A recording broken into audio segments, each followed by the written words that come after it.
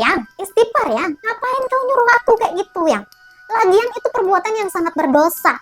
Apalagi kalau sampai keluarga dan masyarakat tahu. Mau taruh di mana mukaku yang?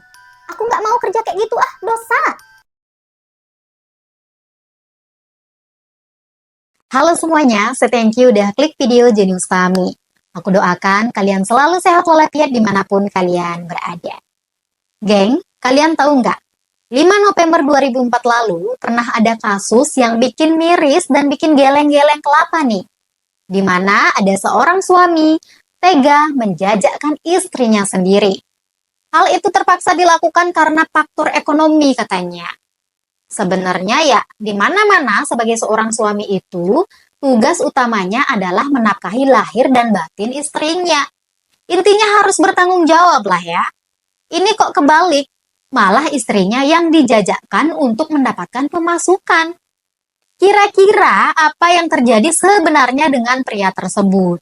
Hingga ia rela istrinya diicip-icip orang lain. Parahnya lagi, suaminya ini nyuruh sang istri melakukan begituan sekaligus sama 3 orang ataupun trisam. Nah, kenapa kok segitu teganya sama istri sendiri? Apakah semua ini benar-benar tentang himpitan masalah ekonomi? Atau malah ada hal lainnya di balik semua ini? Nah, daripada banyak begicot, yuk kita gaskan cerita selengkapnya.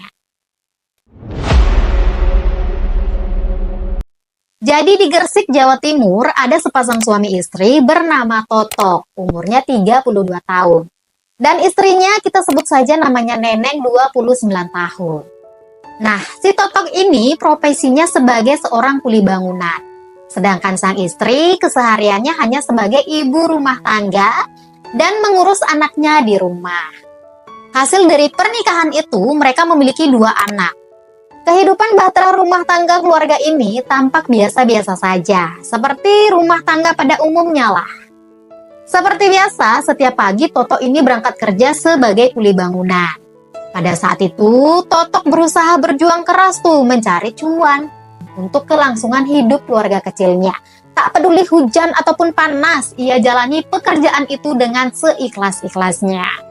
Namun sayangnya, suatu ketika hidupnya berubah drastis tuh ketika Totok didiagnosis mengidap penyakit paru-paru. Kondisi ini membuat Totok tak lagi bisa bekerja berat seperti sebelumnya, geng. Karena semenjak sakitnya itu, Totok sering ngerasa cepat letih tuh dan gak bisa bekerja dalam waktu yang lama. Begitu mengambil kerjaan yang agak berat sedikit aja, langsung dah tuh kesehatannya langsung drop. Karena hal ini membuat dirinya kehilangan penghasilan tetap sebagai kuli bangunan, yang tentunya membuat ekonomi keluarganya terpuruk tuh. Pada saat itu, Totok ngerasa bingung banget, geng. Gimana nih nasib keluargaku ya? Sekarang aku udah sakit-sakitan, gak bisa nyari duit lagi nih. Mau usaha kagak ada modal. Anak-anak masih pada kecil-kecil, kayak mana aku ngasih mereka makan ya? Bingung lah dia tuh, putus asa lah si Totok ini. Dalam keputusasaannya menghadapi himpitan ekonomi, tiba-tiba saja ia memiliki ide yang gilong banget nih, geng. Yaitu ia berpikiran untuk menjajakkan istrinya ke pria hidung belang agar bisa mendapatkan pemasukan tambahan. Kemudian Totok pun memberanikan diri tuh ngomong ke istrinya agar mau dijajakkan. Mendengar suaminya ngomong kayak gitu, Neneng ini kaget dong. Yang, nyebut yang, istighfar yang. Ngapain kau nyuruh aku kayak gitu yang? Lagian itu perbuatan yang sangat berdosa. Apalagi kalau sampai keluarga dan masyarakat tahu. Mau taruh di mana mukaku yang? Aku nggak mau kerja kayak gitu dosa. Kata Neneng kurang lebih kayak gitu. Menolak dia. Namun meski seperti itu, Totok ini mencoba terus-menerus merayu istrinya dan ngasih pengertian kepadanya. Yang, dengerin dulu aku yang. Hanya ini jalan satu-satunya untuk memperbaiki ekonomi keluarga kita. Kamu kan tahu sendiri, aku udah nggak bisa kerja kayak dulu lagi. Aku sakit, yang aku sakit. Kalau nggak gini, gimana caranya dapetin pemasukan tambahan? Apalagi ada anak-anak yang harus kita cukupi kebutuhannya, ya. Tapi kamu tenang aja. Nggak hanya kamu aja yang aku suruh menjajakkan diri, tapi aku juga ikut, yang. Together, kitanya together, sama-sama. Jadi kayak gini. Kita layani orang-orang yang mau begituan bertiga. Trisam ya, sama aku. Mau ya yang? Please, demi keluarga kita. Nah, mendengar bujuk rayu sang suami, akhirnya si Neneng ini luluh dan menyetujui ide suaminya itu. Lalu, Totok pun menawarkan layanan jasa itu melalui Facebook. Pada saat itu, ia tidak mematok tarif khusus, sehingga tarifnya tergantung hasil kesepakatan dari pelanggan. Bervariasilah tarifnya, dari yang terkecil Rp350.000, Rp450.000, yang paling tinggi kisaran 1,5 juta dalam sekali kencan. Nah, selama membuka jasa itu, Totok berhasil mendapatkan pelanggan sebanyak 5 kali. Pelanggannya itu macam-macam lah. Pernah dapat pelanggan dari kawasan Mojokerto, Malang, dan Gresik. Hasil dari jasanya itu mereka gunakan untuk biaya kebutuhan sehari-hari. Nah, siapa sangka, geng, di balik pekerjaan gelapnya tersebut ada sesuatu yang disembunyikan oleh Totok. Ternyata, alasan Totok melakukan pekerjaan gelap ini bukan hanya sekedar faktor ekonomi saja nih, geng.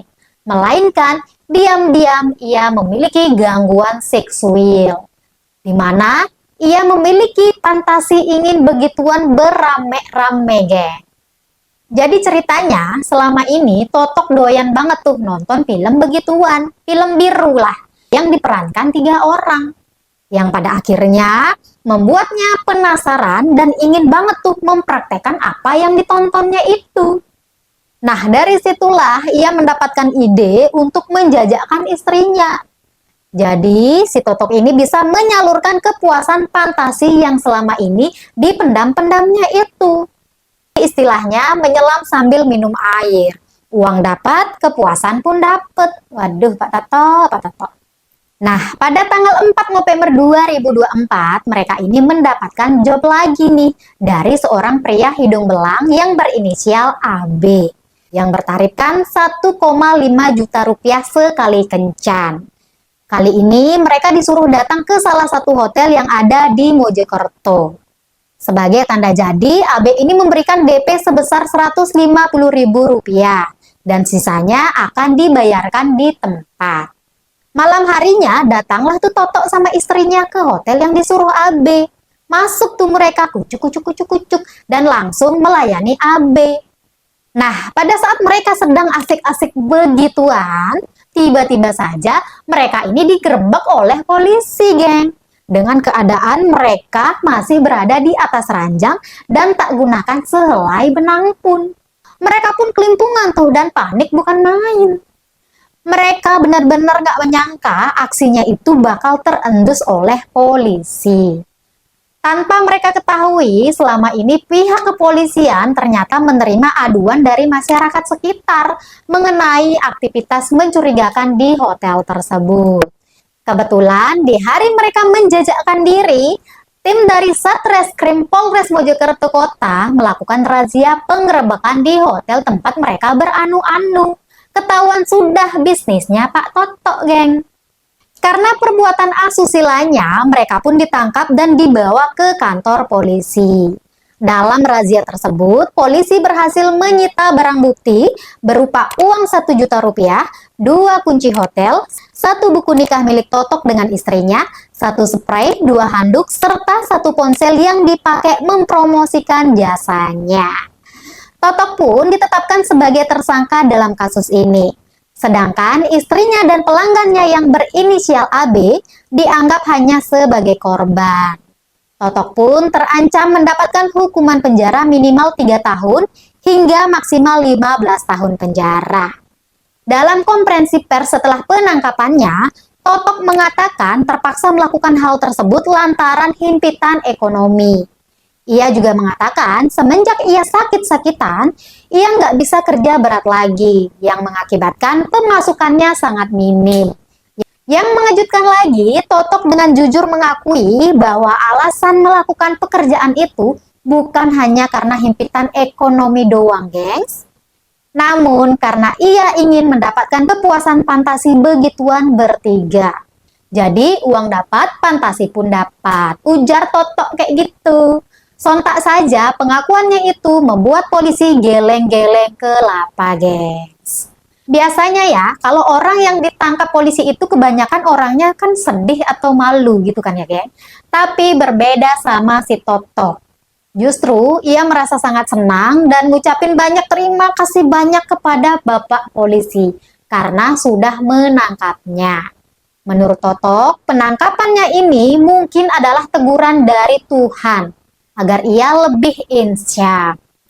Totok pun berjanji jika bebas nanti, dia akan berusaha menjalani hidup yang lebih baik lagi dan akan mencari rejeki yang halal dengan berjualan bakso. Kini ia menyadari apa yang telah ia lakukan selama ini adalah perbuatan yang sangat berdosa. Ia berharap kejadian tersebut menjadi titik balik untuk memperbaiki diri. Totok juga meminta maaf kepada keluarga dan masyarakat atas kegaduhan yang ia ciptakan.